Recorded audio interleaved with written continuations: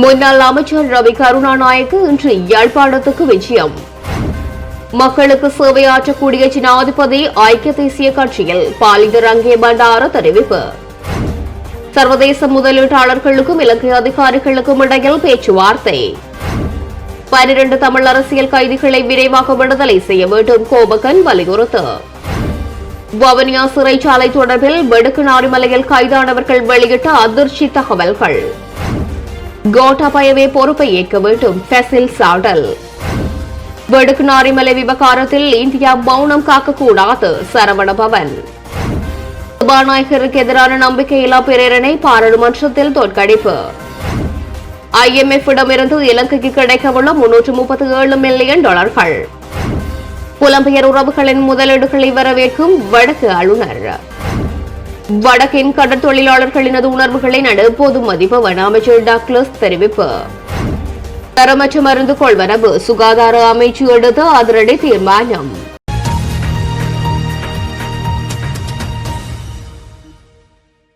முன்னாள் அமைச்சர் ரவி கருணாநாயக்கு இன்று யாழ்ப்பாணத்துக்கு விஜயத்தை மேற்கொண்டிருந்தார். இதன்போது இன்றைய தினம் காலை 11 மணியளவில் யாழ்ப்பாணம் ஆயர் இல்லத்தில் யாழ்ப்பாண மாவட்ட ஆயர் பேரொரு தந்தை எஸ்டின் பேனாட் ஞானப்பிரகாசம் ஆண்டகியை சந்தித்து கலந்துரையாடுகிறார். இந்த சந்திப்பின் பின்னர் முன்னாள் அமைச்சர் ரவி கருணாநாயக்கு ஊடகவியலாளர்களின் கேள்விகளுக்கு பதில் வழங்கினார். Our intention today is to come and meet the Lordship and to ensure any problem that exists to be looked at and to be corrected. Also to see what any matters that are residual to be discussed with the President and give speedy solutions to the people of Jaffna. தேர்தல் முறையில் மாற்றங்கள் கூறப்பட்டிருக்கிறது. இதற்கான நோக்கம் என்ன? Election committee they are going to change some attitudes of the present parliament election. They are going to change the constitution. So what's the reason? Well, that has come up from the parliament where the electoral process has to be corrected. They feel that better have a MP for an electorate, and that's the reason why a change has come forward. Where the 225 instead of being looked at from the district, that MP is to be elected from the electorate. So 165 of that nature and 65 on a bipolar basis. So it's the best of both is what they are trying to get.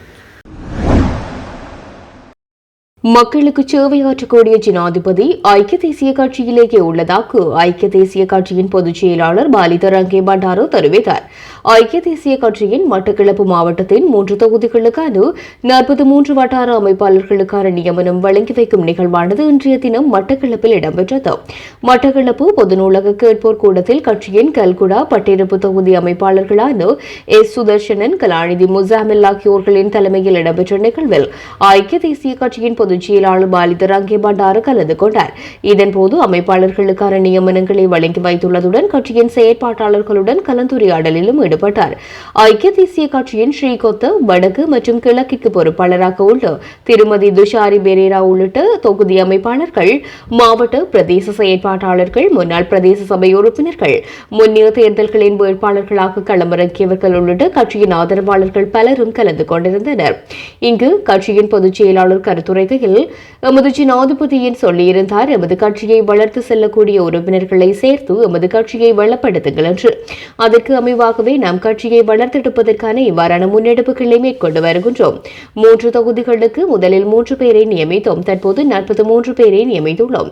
உங்களது பகுதிகளில் உள்ள பிரச்சினைகளை எமக்கு அறிவித்து எம்மூடாக உரிய அமைச்சிற்கு அறிவித்து அவற்றை நிவர்த்தி செய்ய நாங்கள் முன்னின்று உழைப்போம்.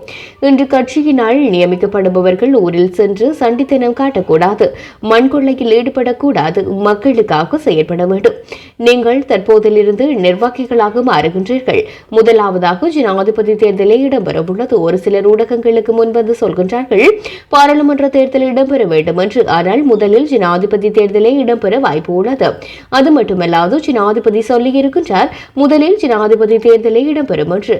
நோன்பு மூடிய மட்டக்களப்பில் ஜனாதிபதி தலைமையில் பாரிய கூட்டம் ஒன்று இடம்பெற உள்ளது. விவசாயிகளை ஊக்குவிக்க பல திட்டங்களை நாம் முன்னெடுத்து வருகின்றோம். யார் வந்தாலும் மக்களின் குறைகளை தீர்க்கக்கூடிய ஜனாதிபதி எமது கட்சியிலேயே இருக்கின்றார். அடுத்த வருடம் பாராளுமன்ற தேர்தல் இடம்பெற உள்ளது. அதற்கும் இன்று நியமிக்கப்படும் நீங்கள் கட்சிக்காக வேலை செய்வதற்கு முன்னிற்க வேண்டும் என்றார். வெடுக்கனாரிமலை ஆதிலிங்கேஸ்வரர் ஆலய பிரதான பூசகர் மதிமுகராசா வைத்தியசாலையில் சேர்க்கப்பட்டுள்ளார். இது தொடர்பில் மேலும் தெரிய வருகையில், வவுனியா வடக்கு வெடுக்கனாரிமலை ஆதிலிங்கேஸ்வரர் ஆலயத்தில் கடந்த சிவராத்திரி தினத்தன்று வழிபாடுகளில் ஈடுபட்ட சமயம் போலீசாரினால் ஆலய பூசகர் உள்ளிட்ட 8 பேர் கைது செய்யப்பட்டு கடந்த 19ஆம் தேதி வரை வவுனியா சிறைச்சாலையில் விளக்கமறியலில் வைக்கப்பட்டனர். இந்நிலையில் குறித்த 8 பேரையும் விடுதலை செய்யுமாறு வவுனியா நீதிமன்றம் நேற்று முன்தினம் உத்தரவு பிறப்பித்தது. அதேவேளை விடுதலையான வெடுக்கனாரிமலை ஆதிலிங்கேஸ்வரர் ஆலயத்தின் பூசாரியார் சுகவீனமடைந்த நிலையில் முல்லைத்தீவு மாஞ்சோலை வைத்தியசாலையில் நேற்றைய தினம் சேர்க்கப்பட்டுள்ளார். கைது செய்யப்பட்டுள்ளவர்களுக்கு நீதி கிடைக்க வேண்டும் என்ற கோரிக்கையினை வலியுறுத்தி 5 நாட்கள் இவர் வவுனியா சிறைச்சாலையில் உண்ணாவிரதம் இருந்தமை குறிப்பிடத்தக்கது. சர்வதேச முதலீட்டாளர்களுக்கும் இலங்கை அதிகாரிகளுக்கும் இடையில் அடுத்த வாரம் பேச்சுவார்த்தைகள் ஆரம்பமாக உள்ளன. 12 பில்லியன் அமெரிக்க டாலர் கடனை திருப்பிச் செலுத்தாத உலகளாவிய பத்திரங்களை மறுசீரமைக்கும் நோக்கில் இந்த பேச்சுவார்த்தை முன்னெடுக்கப்பட உள்ளதாக ப்ளூம்பர்க் செய்தி வெளியிட்டுள்ளது. இதேவேளை 2022ஆம் ஆண்டு முதல் செலுத்தப்படாத வெளிநாட்டு கடனை மறுசீரமைப்பு செய்வதற்கான அரசாங்கத்தின் முன்மொழிவை நோக்கும்போது பத்திரதாரர்களை கொண்ட ஒரு வழிகாட்டுதல் குழு இந்த பேச்சுவார்த்தைகளை ஆரம்பிக்க உள்ளதாகவும் தெரிவிக்கப்படுகிறது. இந்த வருடத்துக்குள் இலங்கையில் ஜனாதிபதி தேர்தல் நடைபெறவுள்ளதனால் கடன் மறுசீரமைப்பு பேச்சுவார்த்தைகளை விரைவுபடுத்துவதே பிரதான நோக்கமாகும் என குறிப்பிடப்படுகிறது.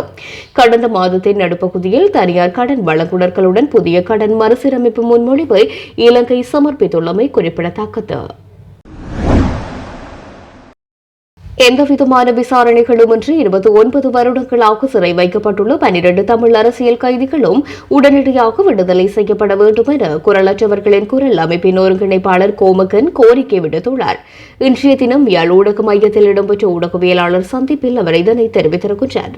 நாளைய தினம் இந்த நாட்டினுடைய ஜனாதிபதி அவர்கள் யாழ்ப்பாணத்துக்கான ஒரு விஜயம் ஒன்றினை செய்கிறதுக்கு இருக்கின்றார். 34 வருடங்களுக்கு பின்னர் இராணுவத்தினால் பறிமுதல் செய்யப்பட்ட தமிழ் மக்களுடைய காணிகளை கையளிப்பதற்காக வருகை தருகின்றார். உண்மையிலே இந்த காணியில் கையளிக்கப்படுற விடயம் நாங்கள் வரவேற்கின்றோம். அதே நேரத்தில் மண்டிகை வைத்தியசாலையில் புதிய கட்டடம் அவசர சிகிச்சை பிரிவு ஒன்று திறக்க இருக்கின்றார். இவ்வாறான அபிவிருத்தி வேலை திட்டங்களையும் நாங்கள் வரவேற்கிறோம். அவசர சிகிச்சை பிரிவு திறப்பு விழா அதே நேரத்தில் அவசரமாகவும் அவசியமாகவும் செய்ய வேண்டிய விடயங்களையும் இந்த நேரத்தில் செய்யணும் என்ற கோரிக்கைகளை நாங்கள் முன்னிறுத்துகின்றோம். இது தொடர்ச்சியாக நடந்து கொண்டிருக்கின்றது. அந்த வகையில் தமிழ் மக்களுடைய இனப்பிரச்சனையின் தீர்வுக்கு முன்னர் தினமும் எதிர்கொள்கிற தீர்க்கப்பட வேண்டிய விடயங்கள், ஒன்று தமிழ் அரசியல் கைதிகள் உடைய விடயம், 2 பலிந்து காணாமல் ஆக்கப்பட்ட உறவுகளுடைய தீர்வு விடயம், அடுத்தது காணி விடுவிப்பு, அடுத்தது தொடர்ச்சியாக காணிகள் சுவீகரிக்கப்படுகின்ற ஒரு சூழலும் இந்த இலங்கை தீவில் தமிழ் மக்களுடைய பிரதேசத்தில் தொடர்ச்சியாக நடந்து கொண்டிருக்கின்றது. இந்த வகையில் இந்த காணிகள் விடுவிக்கப்படுற விடயத்தை நாங்கள் வரவேற்கிறோம். நல்ல காரியங்களை நாங்கள் வரவேற்கிறோம். அதே நேரத்தில் ஒரு பக்கம் காணியை விடுவித்து கொண்டு இன்னொரு பக்கம் தொல்லியல் திணைக்களம் என்ற சட்ட ரீதியான அந்த பேரை கூடாக தமிழ் மக்களுடைய பாரம்பரியங்கள் காணிகளை சுவீகரிக்கிற நடவடிக்கை தொடர்ந்த வண்ணம் இருக்கின்றது. எனவே அதுகள் நிறுத்தப்பட வேண்டும் என்பதனையும் இந்த நேரத்தில் கூறிக்கொள்கின்றோம். அடுத்தது இதன் தொடர்ச்சியாக கடந்த இந்த மாதத்தில் வெடுக்கினாரியில் ஏற்பட்ட பிரச்சனை, அதில் 8 பேர் கைது செய்யப்பட்டிருந்தவர்கள். ஆனால் அவர்கள் மக்களுடைய தொடர்ச்சியான போராட்டம் அழுத்தத்தின் பேரால் இரவோடு இரவாக அவர்களுக்குரிய தீர்வு கிடைச்சி நீதிமன்றத்துக்கு ஊடாக விடுதலை செய்யப்பட்டிருக்கின்றார்கள். உண்மையிலே அவர்கள் விடுவிக்கப்பட வேண்டும். அதே நேரத்தில் இவர்கள் விடுதலை செய்யப்பட்டிருக்கிறார்கள் நீதிமன்றத்துக்கு ஊடாக எந்த விதமான வழக்குகளும் பதிவு செய்யப்படாமல். நிச்சயமாக இவ்வாறான காரியங்கள் எங்களுடைய மக்களுடைய ஒத்துழைப்புக்கு ஊடாக இடம்பெற்ற ஒரு புதிய ஒரு சம்பவத்தை நாங்கள் காணக்கூடியதாக இருக்கிறது. இதே நேரத்தில் 29 ஆண்டுகளாக சிறையில் இன்னும் 12 தமிழ் அரசியல் கைதிகள் தங்களுடைய உறவுகளோடு சேர்வதற்காக கனத்த இதயத்தோட வலிகளோட எதிர்பார்ப்பில் இருக்கிறார்கள். உண்மையிலே அவர்களுக்குரிய விடுதலை விரைந்து நடக்கிறதுக்குரிய ஒழுங்குகள் இந்த நாட்டினுடைய ஜனாதிபதி அவர்களால் நிச்சயமாக முடியும். அதனை அதுக்குரிய தீர்வுகளை அவர்களை விடுதலை செய்து வேண்டும் என்பது எங்களுடைய கோரிக்கையாக முன்வைக்கின்றோம். தெரியும், இந்த ஆண்டு ஒரு தேர்தல் ஆண்டாக காணப்படுகின்றது. இந்த தேர்தல் அறிவிக்கப்படுகிறதுக்கு முன்னர் அனைத்து தமிழ் அரசியல் கைதிகளும் விடுதலை செய்யப்பட வேண்டும். அவர்கள் உயிரோடு விடுதலை செய்யப்பட வேண்டும் என்பதுதான் எங்களுடைய பிரதான கோரிக்கை. ஏனென்றால் தெரியும், அரசியல் கைதிகள் தமிழ் மக்களுடைய விடுதலை போராட்டத்தின் பேரில் கைது செய்யப்பட்ட அனைத்து தமிழ் அரசியல் கைதிகளும், அது இலங்கை தீவாக இருந்தால் என்ன, இந்திய தீவாக இருந்தால் என்ன, உலகத்தில் எந்த பாகத்தில் இருந்தாலும் தமிழ் மக்களுக்குரிய போராட்டத்தின் விளைவுகளால் கைது செய்யப்பட்டு இருக்கின்ற எங்களுடைய தமிழ் அரசியல் கைதிகள் அவர்கள் நீண்ட கொடிய ஒரு சிறை வாழ்வையை அனுபவித்து விட்டார்கள். எனவே அவர்களை உயிரோட அவருடைய உறவுகளிடத்தில் எங்களிடத்தில் ஒப்படைக்கணும் என்று நாங்கள் இந்த நேரத்தில் வேண்டுகோளை முன்வைக்கிறோம். ஏனென்றால் தெரியும், கடந்த மாதம் இந்தியாவில் விடுதலை செய்யப்பட்ட சாந்தன் அண்ணா அவர்கள் மறைந்திருக்கின்றார். அவர் சிறையில் இருந்து சடலமாகத்தான் உறவினர்களிடம் எங்களிடம் ஒப்படைக்கப்பட்டிருக்கிறார். அதே நேரத்தில் இலங்கை தீவிலையும் 2009 பின்னர் 11 தமிழ் அரசியல் கைதிகள் சிறைக்குள்ள வந்து சாகடிக்கப்பட்டிருக்கின்றார்கள். எனவே இவர்களுடைய சடலங்கள் தான் உடல்கள் தான் உறவுகளிடத்தில் ஒப்படைக்கப்பட்டது. இனியொரு காலத்தில் இவ்வாறான ஒரு சம்பவம் நிகழாத வண்ணம் இருக்க வேண்டும் என்பது எங்களுடைய எதிர்பார்ப்பு. எங்களுடைய அந்த வகையில் அரசியல் கைதிகளை உயிரோட விரைவாக விடுதலை செய்யப்பட வேண்டும். அதுவும் இந்த தேர்தல் திகதி அறிவிக்கிறதுக்கு முன்னதாக இடம்பெற வேண்டும் என்பதனை இந்த ஜனாதிபதி அவர்கள் எங்களுடைய மண்ணுக்கு வார நேரத்தில் இந்த கோரிக்கையை முன்வைக்கிறோம், தொடர்ச்சியாக முன்வைக்கிறோம். அந்த வகையில் இந்த விடுதலைக்குரிய செய்தியோடு அவர் யாழ் மண்ணுக்கு வர வேண்டும் என்பது எங்களுடைய கோரிக்கை.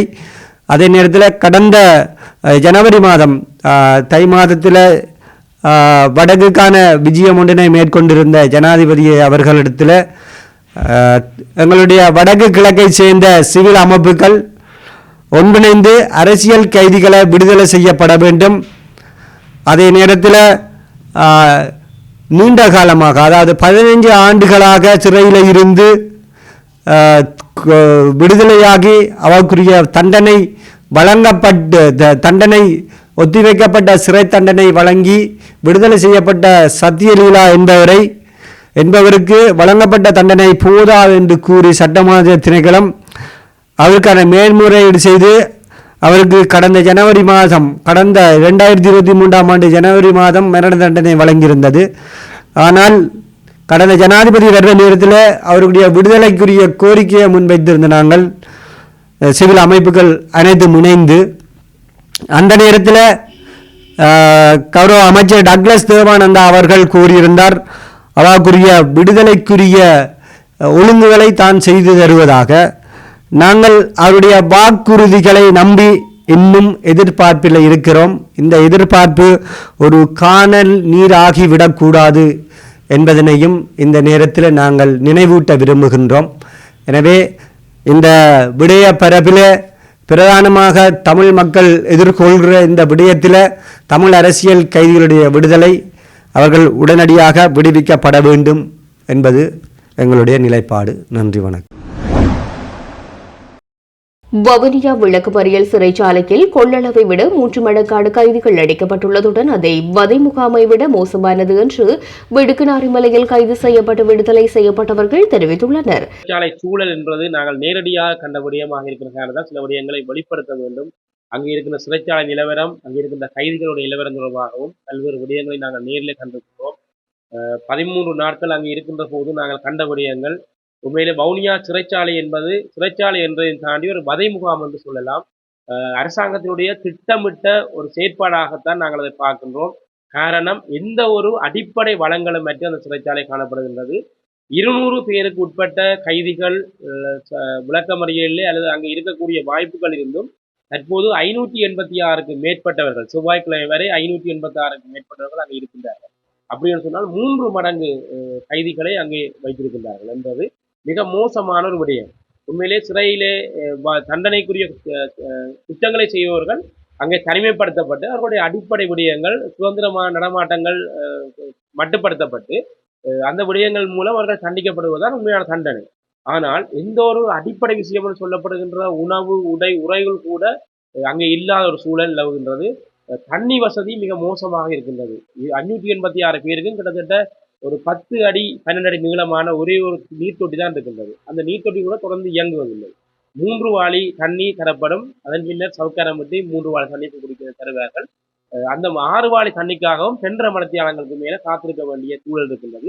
தற்போது நிலவுகின்ற வெயிலால் கணிசமானவர்கள் பொறிச்சிறகுக்கு உட்பட்டிருக்கின்றார்கள்.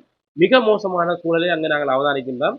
உயிராபத்துகள் நிகழக்கூடிய வாய்ப்புகள் கூட அங்கு இருக்கின்றது. அநேகமான கைதிகளுடைய வேண்டுதலாக இருக்கின்றது. அந்த அடிப்படை வசதிகள் கட்டாயம் அவர்களுக்கு ஏற்படுத்தி கொடுக்க வேண்டும். மிகச்சிறிய ஒரு 3 அல்லது 4 பரப்பு காணியிலே தான் அவர்கள் அவர்களிடம் தரத்து வைக்கப்பட்டிருக்கிறார்கள், அதாவது விளக்கமறியலில் வைக்கப்பட்டிருக்கிறார்கள். இது ஒரு மோசமான அடிப்படை உரிமை மீறலாக நாங்கள் பார்க்கின்றோம். அவர்களுடைய அடிப்படை விடயங்கள், அவர்கள் நித்திரை கொள்வதற்கு எந்த வசதியும் இல்லை. நாங்களும் அதை அனுபவித்திருக்கின்றோம். ஏன்னா நாங்கள் படுப்பதற்கு எந்த இடமும் இல்லை. மலசல கூடங்களிலும் குளியலறையிலும் தான் அவர்கள் இரவு வேளைகளிலே கணிசமானவர்கள் அந்த கத்திப்பாடன்னு சொல்லப்படுகின்ற திரும்ப முடியாத அளவுக்கு அவர்கள் படுக்கை வைக்கப்படுகின்றார்கள். அது மிக மோசமான ஒரு சூழலை அங்கே எடுத்து காட்டுகின்றது. உணவினுடைய தரம் மிக மோசமாக இருக்கின்றது. நீர் வசதி சொல்ல முடியாத அளவுக்கு. நாங்கள் சிறைச்சாலைக்குள் செல்லுகின்ற போது அங்கே சொல்லுகின்றார்கள், சொரிசிறங்கு வந்தவுடன் நல்லா குளியும் கொண்டு. ஆனால் அங்கு 6 வாளி தண்ணி தான் தரப்படுகின்றது. அதையும் தாண்டி அவருக்கு மதியம் வழங்கப்படுகின்ற உணவு ஒவ்வொரு நாளும் சூற மீன். உங்களுக்கு தெரியும், சூற மீன் வந்து மிக கிரந்தியான ஒரு மருத்துவர்களால் சொல்லப்பட்ட ஒரு உணவு வகை. அந்த கிரந்தியான உணவை கொடுக்கின்ற போது அங்கே இருக்கின்றவர்கள் பலர், நான் நேராக அவதானிக்கிறேன், பல்வேறுபட்ட அந்த ஊனம் படிக்கின்ற இடுப்புகளிலே, கால்களிலே, அந்த இடைகளிலே வந்து ஊனம் படிந்து கொண்டிருக்கிறார்கள். அப்படியான துன்பங்களோடு வாழ்ந்து கொண்டிருக்கிறார்கள். மிக சொற்பமான அளவு வைத்திருக்க வேண்டிய நிலையிலே மிக அதிகளவான ஆட்களை அங்கே வைத்திருக்கின்றார்கள். இது வவுனியா சிறைச்சாலையினுடைய மிக மோசமான அரசாங்கத்தினுடைய செயற்பாடை காட்டுகின்றது. அதையும் தாண்டி அங்கே இருப்பவர்கள் எந்த ஒரு தரங்கணிப்பும் இன்றி பெரிய குற்றங்கள் செய்தாலும் ஒரே சிறைதான், சிறிய சிறிய குற்றங்கள் செய்து அல்லது சந்தேகத்தின் பேரில் விளக்கமறியல் வைக்கப்பட்டாலும் ஒரே குற்றங்கள் தான். அவ்வாறான சூழலில் கூட அங்கே செல்லுகின்றவர்கள் பெரிய குற்றவாளிகளாக மாற்றுவதற்கும் அல்லது பெரிய குற்றவாளிகளுடன் அங்கே இருந்து அவர்கள் மாற்றப்படுவதற்குரிய வாய்ப்புகள் அங்கே திட்டமிட்டு நடத்தப்படுகின்றது. பல்வேறுபட்ட சொல்ல முடியாத செயற்பாடுகள் அங்கே நடைபெற்றுக் கொண்டிருக்கின்றது. எனவே சிறைச்சாலைகளிலே சில சிறைச்சாலைகள் கூட பல்வேறுபட்ட சிந்தனை கூடங்களாக மாற்றப்பட்டுக் கொண்ட உலகிலே நாங்கள் வாழ்ந்து கொண்டிருக்கிறோம்.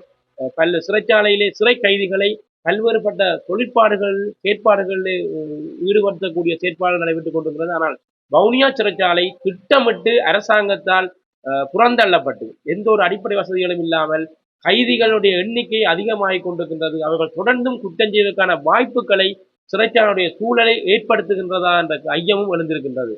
இவ்வாறான சூழலிலே கட்டாயம் இந்த விடயங்கள் கவனத்தில் கொண்டு வரப்படணும். எதிர்காலத்திலே உயிர் ஆபத்து ஏற்படுத்தக்கூடிய அல்லது உயிர் ஆபத்துகளை எதிர்நோக்கக்கூடிய பல கைதிகளை நாங்கள் அங்கே பார்த்திருக்கின்றோம். அவர்களுடைய வேண்டுதலும் அதுதான். பல்வேறுபட்டவர்கள் எந்த குற்றத்துக்காக கைது செய்யப்பட்டிருக்கின்றோம் என்பது தெரியாதவ கூட அங்கே சிறையிலே வாடிக்கொண்டிருக்கிறார்கள். எனவே இந்த நிலைகள் மாற்றப்பட்டு கைதிகளோட எண்ணிக்கை குறைக்க வேண்டுமாக இருந்தால் நிச்சயமாக பல்வேறுபட்ட வெவ்வேறு சிறைச்சாலைகளிலே செயற்படுத்தப்பட்டு கொண்டிருக்கின்ற அந்த தொழில் வாய்ப்புகள் சிறந்த சிறைச்சாலைகளாக மாற்றப்பட்டு அவர்கள் தொழில் வாய்ப்புக்கு உட்படுத்துகின்ற விடயங்கள் செயற்படுத்தப்பட வேண்டும். அதன் மூலம் தான் இந்த கைதிகள் எண்ணிக்கையை மாற்றலாம் அல்லது குற்றங்களை குறைக்கலாம். இவ்வாறான விடயங்கள் வவுனியா சிறைச்சாலையை பொறுத்தவரை கைதிகளுடைய எண்ணிக்கையை அதிகரிக்கும் என்றுதான் என்ன தோணுகின்றது. அந்த விடயங்களிலே அரசாங்கம் சிந்திக்க வேண்டும். இது அரசாங்கத்தின் வடபகுதியிலே அரசாங்கம் திட்டமிட்டு செய்கின்ற செயற்பாடாகத்தான் நாங்கள் பார்க்கின்றோம் என்ற விடயத்தை நான் கவனத்தில் கொண்டு வரேன். ரசாயன உரத்தை தடை செய்வதற்கான தீர்மானத்தின் முழு பொறுப்பினையும் முன்னாள் ஜனாதிபதி கோட்டாபய ஏற்க வேண்டும் என ஸ்ரீலங்கா பொதுஜன பெரமுனவின் நிறுவனர் ஃபெசல் ராஜபக்ஷ தெரிவித்திருக்கின்றார். ரசாயன உர தடை குறித்து ஊடகம் ஒன்றுக்கு கருத்துரைக்கும் போது அவர் இவ்வாறு குறிப்பிட்டிருக்கின்றார். இது குறித்து அவர் மேலும் கூறுகையில், ஒரு தலைவர் தீர்மானம் ஒன்றினை மேற்கொள்ள முன் மற்றவர்களிடம் கலந்து ஆலோசிக்கலாம். ஆனால் அவர் எடுக்கும் எந்த ஒரு தீர்மானத்துக்கும் அவரே தான் இறுதியாக பொறுப்பேற்க வேண்டும். நான் ஒருமுறை இந்திய பிரதமர் நரேந்திர மோடியை சந்தித்த போது பாமெண்ணெய் உற்பத்தி பற்றி பேசி அந்த நேரத்திலேயே ரஷ்யா உக்ரைன் போர் தொடங்கியிருந்தது. உக்ரைன் இந்தியாவிற்கு பாமெண்ணெயினை வழங்கும் முக்கிய விநியோகஸ்தராகும். உலகின் பாமெண்ணெய் பயிரிடும் 3 சிறந்த நாடுகளில் ஒன்றாக இலங்கை காணப்படுவதாக மோடி என்னிடம் கூறினார். அவர் 35 ஆண்டுகளில் திரும்பப் பெறும் ஒப்பந்தத்தின் கீழ் பாமெண்ணெய் பயிரிட முயன்றார். ஆனால் சுற்றாடல் காரணங்களுக்காக இலங்கை இவ்வாறான பயிற்சியை நிறுத்தியுள்ளதாக நான் பணிவுடன் மறுத்தேன். மோடி அதை எதிர்க்கவில்லை. மாறாக சூரியகாந்தி உற்பத்தி என தலைப்பை மாற்றினார். முடிவெடுப்பதற்கு முன் நான் தலைமைக்கு ஆலோசனை கூற முடியும். அவ்வாறு முடிவு எடுக்கப்பட்டால் அதற்கு முழு பொறுப்பையும் தலைவர் ஏற்றுக்கொள்ள வேண்டும். எனவே இதனையே நான் முன்னாள் ஜனாதிபதிக்கும் கூறுகின்றேன் என அறிவுறுத்தியுள்ளார். வடக்குநாரி ஆதிலிங்கேஸ்வரர் ஆலய விவகாரத்தில் தலையிட அதிகாரமுள்ள தரப்பாக இருக்கும் இந்தியா தொடர்ந்தும் மௌனம் காக்குமாக இருந்தால் தமிழ் மக்களின் ஆதரவை முற்றாக இழக்கும் என இலங்கை தமிழரசு கட்சியின் முக்கியஸ்தரும் முன்னாள் நாடாளுமன்ற உறுப்பினருமான ஈஸ்வரபாதம் சரவணபவன் எச்சரித்திருக்கின்றார். யாழ்ப்பாணத்தில் இடம்பெற்ற கிரிக்கெட் சுற்றுத்தொடரின் இறுதியாட்டத்தில் பிரதம விருந்தினராக கலந்து கொண்டு உரையாற்றுகையிலேயே இந்த விடயத்தை குறிப்பிட்டுள்ளார். அவர் மேலும் தெரிவிக்கையில், வடக்குநாரி மலையில் ஆதிலிங்கேஸ்வரர் ஆலயத்தில் அமைதியாக வழிபாடு நடத்தியவர்கள் கைதாகி பிணையில் விடுவிக்கப்பட்டுள்ளனர். இந்த பிராந்தியத்தில் வல்லரசாக நிலைநிறுத்த முயற்சிக்கும் இந்தியாவே இந்து மதத்தின் காவலனாகவும் தன்னை அடையாளப்படுத்திக் கொள்கின்றது. வடக்குநாரி மலையில் நடப்பதும் இந்தியாவுக்கு தெரியும். ஆனால் இந்தியா மௌனம் காக்கின்றது. 1987 ஆண்டு இந்திய அமைதிப்படை என்ற பெயரில் கால் பதித்த போது எமது மக்கள் மாலை மரியாதையுடன் வரவேற்றார்கள். ஆனால் 2 ஆண்டுகளுக்குள்ளேயே அவர்கள் இங்கிருந்து வெளியேறினால் போதும் என்ற நிலைமை உருவானது.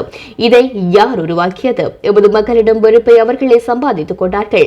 இறுதி போரின் போது கூட கடைசி கணத்திலாவது இந்தியா தலையிட்டு எம்மை காப்பாற்றும் எதையாவது செய்யும் என்று ஒவ்வொரு தமிழனும் நம்பிக்கை கொண்டிருந்தான். இந்தியா இப்போதும் கூட எமது மக்கள் இந்தியாவை முற்றாக வெறுக்கவில்லை. அவர்களிடம் இந்தியாவை பற்றி இருக்கின்ற கடைசி நம்பிக்கையை கூட தக்க வைப்பதற்கு முயலவில்லை என்பதுதான் கவலையாக இருக்கின்றது. இலங்கை அரசை கேள்வி கேட்கும் இடத்தில் இருப்பது இந்தியா மாத்திரம் தான். ஆனால் இந்தியாவும் தனது பிராந்திய நலனுக்காக அமைதியாக வேடிக்கை பார்த்துக் கொண்டிருக்கின்றது. தமிழ் மக்களின் பொறுமைக்கும் எல்லை உண்டு. ஆனால் இந்தியா அதை சீண்டிக் கொண்டிருக்கின்றது. தமிழ் மக்களிடத்திலிருந்து இந்தியா தூர விலகிச் சென்று கொண்டே இருக்கின்றது. இது இந்த பிராந்தியத்தில் வேறு சக்திகள் தங்களை நிலைநிறுத்துவதற்கான வாய்ப்பையை ஏற்படுத்தும். இந்தியா இதை கவனத்தில் கொள்வது நல்லது என்றும் சரவணபவன் தெரிவித்துள்ளார். எதிர்க்கட்சியினால் கடந்த 19ஆம் தேதி பாராளுமன்றத்தில் கொண்டுவரப்பட்ட சபாநாயகர் மகிந்த ஜாப்பா அபேவர்த்தனவுக்கு எதிரான நம்பிக்கையில்லா பிரேரணை இன்றைய தினம் பாராளுமன்றத்தில் தோற்கடிக்கப்பட்டது. நம்பிக்கையில்லா பிரேரணைக்கு எதிராக 117 வாக்குகளும் 75 வாக்குகள் ஆதரவாகவும் அளிக்கப்பட்டிருந்தன. இதற்கமைய 42 மேலதிக வாக்குகளால் இந்த நம்பிக்கையில்லா பிரேரணை தோற்கடிக்கப்பட்டது. நம்பிக்கையில்லா பிரேரணை தொடர்பில் கடந்த 19, 20 மற்றும் 21ஆம் தேதி ஆகிய இன்றைய தினம் விவாதம் நடத்தப்பட்டதுடன் இன்று பிற்பகல் 4:30 மணிக்கு குறித்த பிரேரணை தொடர்பான வாக்கெடுப்பு நடாத்தப்பட்டது. நாட்டை நவீன விவசாய பொருளாதாரத்தை நோக்கி நகர்த்தும் பயணத்தின் போது மகாவலி திட்டத்தில் கைவிடப்பட்ட A-B வலயங்களை விரைவாக அபிவிருத்தி செய்து அதன் பலனை மக்களுக்கு பெற்றுக் கொடுப்பதாக ஜனாதிபதி ரணில் விக்ரமசிங்க உறுதியளித்துள்ளார். மறைந்த முன்னாள் அமைச்சர் காமினி திசாநாயக்கவின் 82வது ஜனன தின நிகழ்வில் நேற்றைய தினம் கலந்து கொண்ட போது ஜனாதிபதி இதை தெரிவித்திருக்கின்றார். இந்த நாட்டின் நேர்ப்பாசன வரலாற்றில் தனித்துவமான மாற்றத்தை ஏற்படுத்திய மகாவலி திட்டத்தை காமினி திசாநாயக்க செயற்படுத்தி இருக்காவிடன் நாடு அரசியல் தன்னிறைவு அடைந்திருக்காதெனவும் நாட்டுக்கு அவசியமான மின்சாரத்தை பெற முடியாமல் போயிருக்கும் என்றும் ஜனாதிபதி குறிப்பிட்டார். காமினி திசாநாயக்கவின் கடந்த கால நினைவுகளை நினைவு கூர்ந்த ஜனாதிபதி திசாநாயக்காவின் அர்ப்பணிப்பு அனைவருக்கும் முன்னுதாரணமாகும் என்றும் கூறினார். இதன்போது ஜனாதிபதி ரணில் விக்ரமசிங்க காமினி திசாநாயக்கவின் சிலைக்கு மலரஞ்சலி செலுத்தினார். இங்கு கருத்து தெரிவித்த முன்னாள் சபாநாயகர் கரு ஜெயசூரிய காமினி திசாநாயக்காவின் பாத்திரம் ஒரு அரசியல் முன்னுதாரணம் என்று குறிப்பிட்டார். மக்களுக்கு சேவை செய்வதன் மூலம் தான் அவர் பிரபலமடைந்ததாக சுட்டிக்காட்டிய கரு ஜெயசூரிய அவரின் சரியான முகாமைத்துவம் இலங்கையை துரிதமாக அபிவிருத்தி செய்ய உதவியது என்றும் குறிப்பிட்டார்.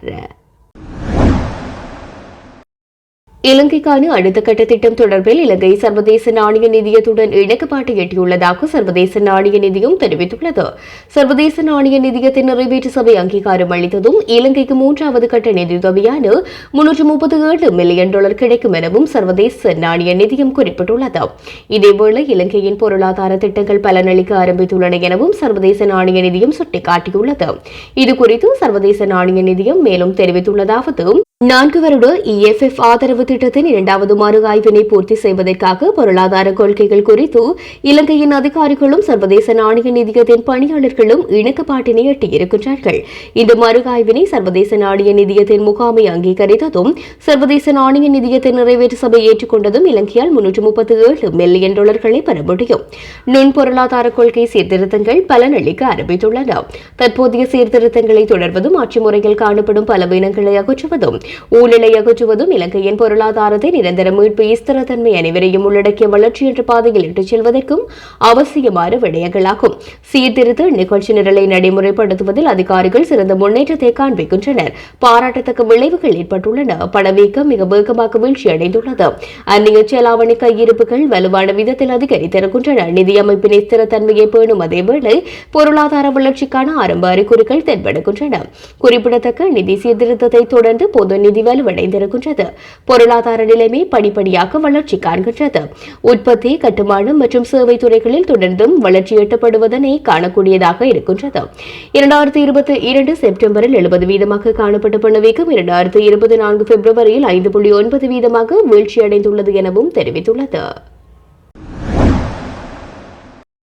இலங்கைக்கான நியூசிலாந்து துணை உயர்ஸ்தானிகர் அண்ட்ரேவ் டிராவலர் வடக்கு மாகாண ஆளுநர் PSM சார்ல்ஸை இன்றைய தினம் வடக்கு மாகாண ஆளுநர் செயலகத்திலேயே சந்தித்து கலந்துரையாடினார்.